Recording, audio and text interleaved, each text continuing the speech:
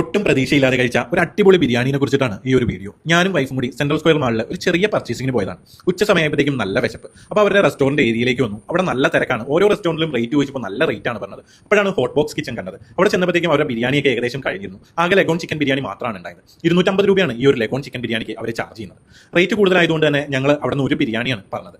അത്യാവശ്യം വിശപ്പൊക്കെ മാറി കഴിയുമ്പോൾ പുറത്തിറങ്ങി നല്ല റേറ്റിൽ അടിപൊളി ഫുഡ് കഴിക്കാമെന്ന് വിചാരിച്ചു.